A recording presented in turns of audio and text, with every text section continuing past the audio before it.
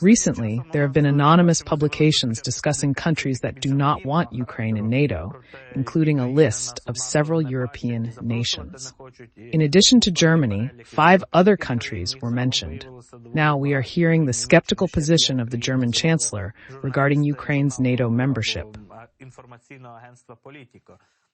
І ось зараз ми бачимо і чуємо позицію канцлера Німеччини, яка виявляється справді такою україноскептичною. Scholz emphasizes that he has no plans to change this position.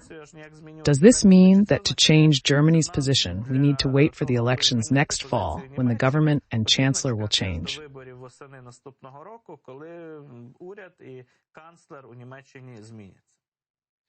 Andriy, please note that among those European skeptics about Ukraine's prospects, there are indeed 4 out of 7 that we know well. These are the United States of America, Germany, Hungary, and Slovakia. We certainly did not know the 3 that were added to them, Belgium, Slovenia, and Spain, but now we do. This is the smallest list of the 7 countries that do not yet consider it appropriate to extend an invitation NATO to Ukraine. As for Scholz's statement, there is a twofold answer. First, of course, to us Ukrainians.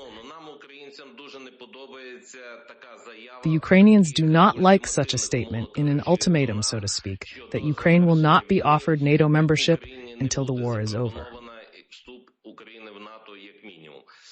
On the other hand, if we analyze all our broadcasts and pre-war speeches, we knew perfectly well that a country that is actively engaged in hostilities and is at war cannot be admitted to NATO.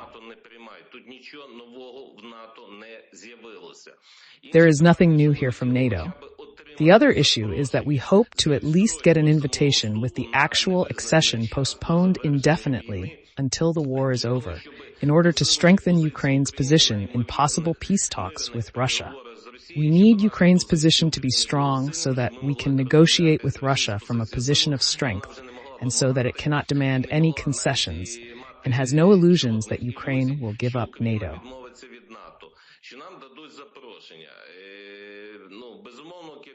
Of course, the leadership of the state would like to receive such an invitation on an expedited basis, but I have noted that this is very unlikely. If we manage to get such an invitation after the announcement of the U.S. election results, when we know exactly who won, and if Kamala Harris wins, then perhaps by the summer summit in July 2025 in The Hague, symbolic for Russia, Ukraine will be invited if a consensus is reached with all countries. We previously mentioned Slovakia and Hungary, but the list of countries opposing Ukraine's NATO membership is longer. Western journalists now say Ukraine can hope for an invitation only after the U.S. election results, as everyone is waiting to see whether Trump or Harris wins, given their opposing policies and strategies.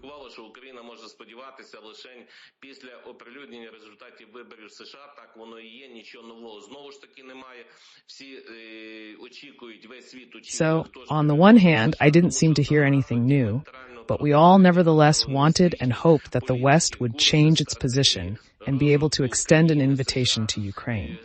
Unfortunately, this did not happen, but we already knew that the United States and Germany were 2 of Ukraine's most vocal opponents.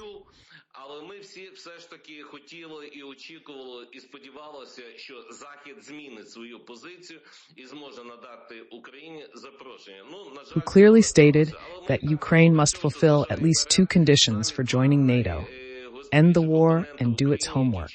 I repeat this in every broadcast, and unfortunately, nothing has changed from what Scholz said. We knew and understood all this very well, but we believed that maybe their position had changed.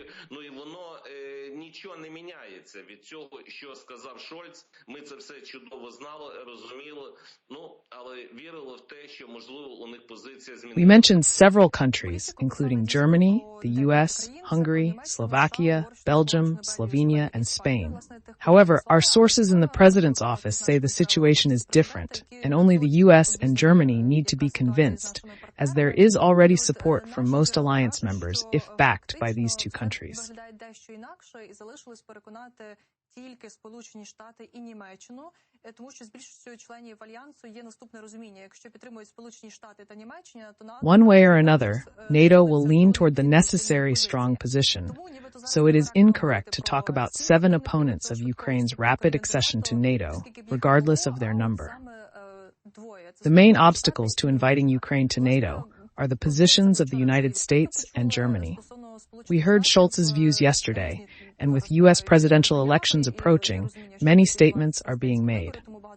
What could convince the Germans and Americans to extend at least an invitation to Ukraine, even amid the ongoing invasion? Such an invitation would be a significant step forward.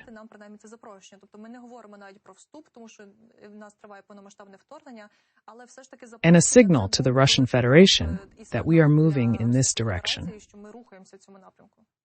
Look, I want to put all the dots of hope in perspective, if you'll allow me to do so very briefly. It is true what they say on Bankova Street, that the key opponents in the leadership of the Ukrainian state are the United States and Germany.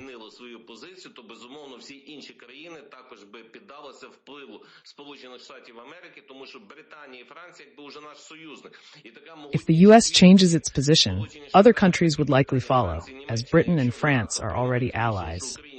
If the U.S., Britain, France, and Germany decide to invite Ukraine to NATO, skeptics within NATO would feel pressure from these 4 major powers.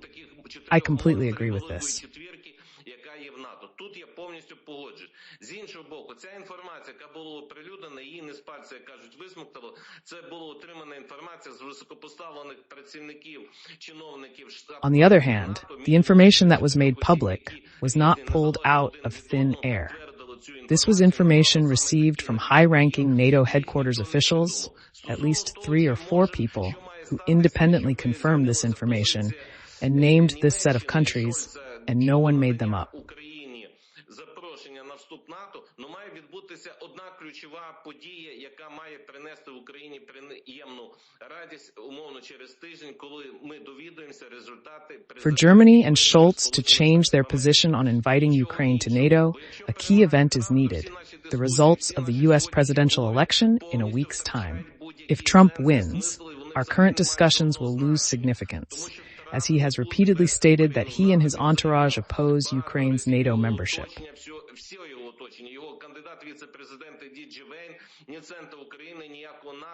Trump believes that Biden's mistake was his promises to Ukraine. Ukraine was invited to join NATO, but its accession is delayed. He is very aggressive against NATO itself.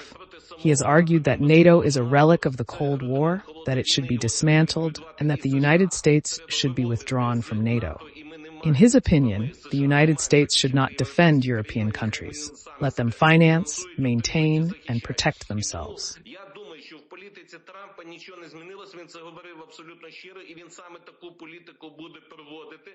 I believe Trump's policy hasn't changed. He sincerely opposes Ukraine and will pursue this stance. We must recognize that he is an enemy of Ukraine, and our citizens need to understand what they might face after the January 20th inauguration if he returns to power.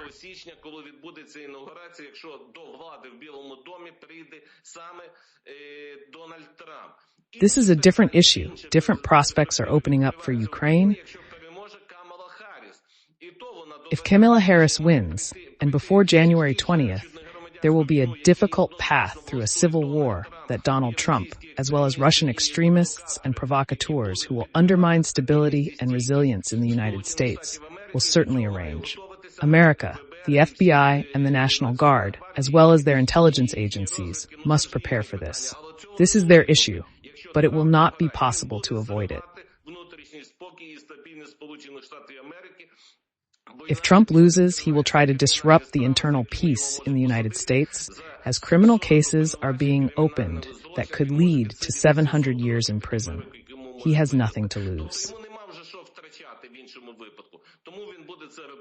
Ну і в таких умовах, якщо приходить Камала Харріс після інаугурації, після 20 січня, коли вона сформує весь свій уряд, а в неї на посаду держсекретаря, до речі, є відомий політик, який є палкий перехід. If Kamala Harris takes power after January 20th, her Secretary of State may be a well-known politician supportive of Ukraine's NATO membership. while I don't recall his name, his approval could open new horizons for Ukraine. At the Hague summit, Ukraine might receive an invitation, albeit with a delayed accession date.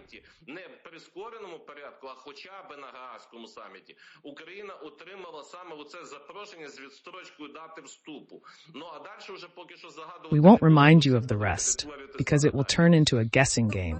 We do realize that we need to wait for the U.S. presidential election.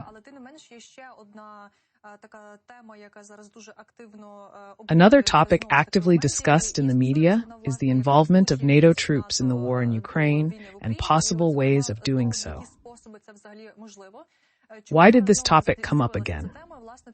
Yesterday, intelligence reported that on October 23rd, several thousand soldiers of the DPRK army were already in the war. Частина цієї армії, там декілька тисяч цих солдатів уже перебувають на війні, їх уже підготували, і ми можемо розуміти, що кількість цих солдатів буде, напевно, тільки... The number of soldiers is likely to increase due to an agreement. Allies in Western media are discussing Emmanuel Macron's proposal to send troops to Ukraine, believing it could change the situation without crossing a red line. However, there is no political consensus among EU and NATO countries on how or if to use these troops in Ukraine. Can this consensus be reached?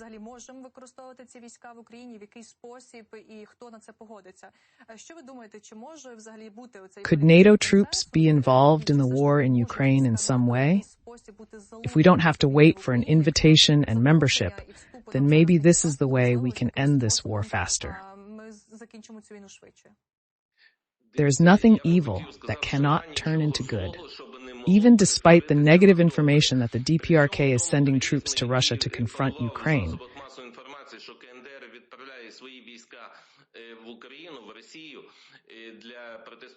I think there are positive factors in this. The first positive factor is the change in the philosophy and doctrine of war. If earlier it was limited to clashes between Russia and Ukraine, and no one wanted to interfere, not wanting to be a subject of this war, now that the DPRK is entering this war, as soon as its first soldier is on the territory of Ukraine, and will be captured, or there will be evidence that we can demonstrate at the United Nations in the UN Security Council, where the United States, Britain, France, as permanent representatives of the UN, with the help of South Korea, will help and make this information public. If the Ukrainian side discloses all this there, it will open huge gateways of assistance to Ukraine.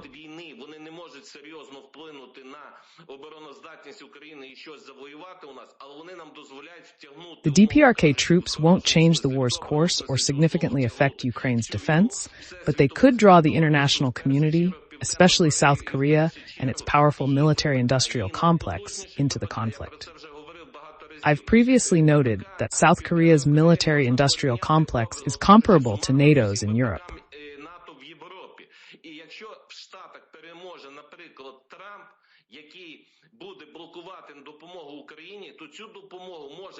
If, for example, Trump wins in the United States and blocks aid to Ukraine, no one will replace this aid in full. Certainly not 100% of the U.S., but to a large extent, countries such as South Korea can help Ukraine by compensating for the shortfalls that the U.S. will not provide.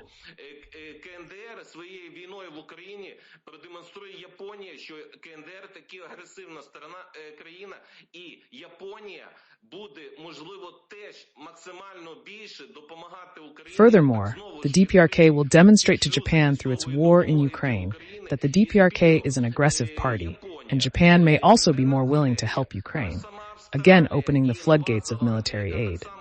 Together, Japan, South Korea, Australia, and New Zealand, which are also confronting China and North Korea in the Pacific region, can help Ukraine more.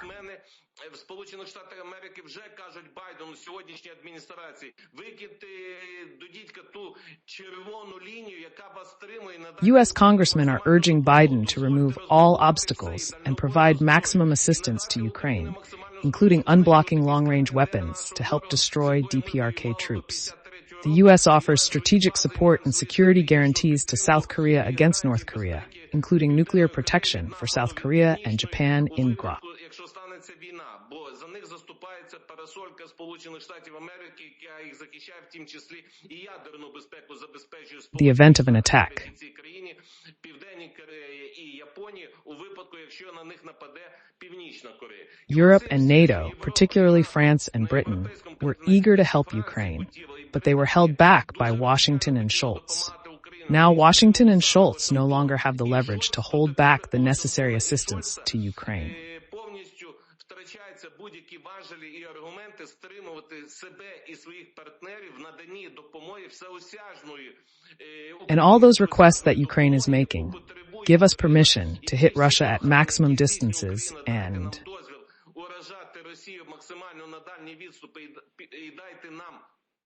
provide more weapons in a wider range. Hundreds of billions of dollars could be realized. It is also very important to note that it is NATO troops, NATO countries, individual NATO countries. I want to emphasize that not all of NATO can go into Ukraine and help Ukraine. No, it is only, let's say, individual British military units, specialists, instructors, and French, maybe someone else will want to go to Ukraine.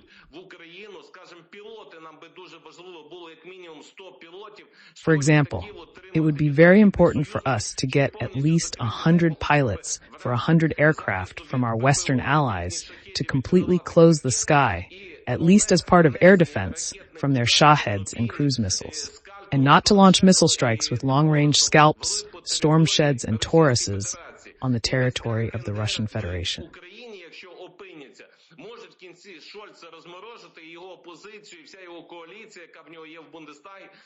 If DPRK troops are deployed in Ukraine, it could soften Scholz's position, potentially allowing him to transfer long-range Taurus missiles to Britain. In return, Britain would provide Germany with stormtroopers, subsequently assisting Ukraine with the German Tauruses. Essentially, Germany wouldn't give directly to Ukraine. Instead, they would send the missiles to Britain, which could then help Ukraine use them against Russia. That is, the involvement of the DPRK troops against Ukraine, if proven, is a fact that can be used to accuse Russia, the DPRK, and all its allies, China and Iran. It must be understood that the DPRK could not have entered Russia and fought against Ukraine on its own without Chinese sanctions.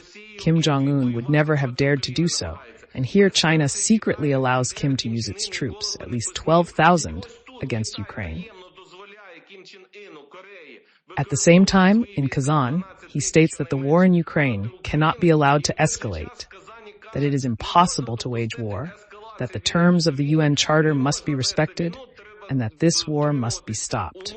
With one hand, he secretly encourages the participation of DPRK troops in the war against Ukraine, and then at the summit he publicly says that he is fighting to limit hostilities and end the conflict, as well as for the next peace summit.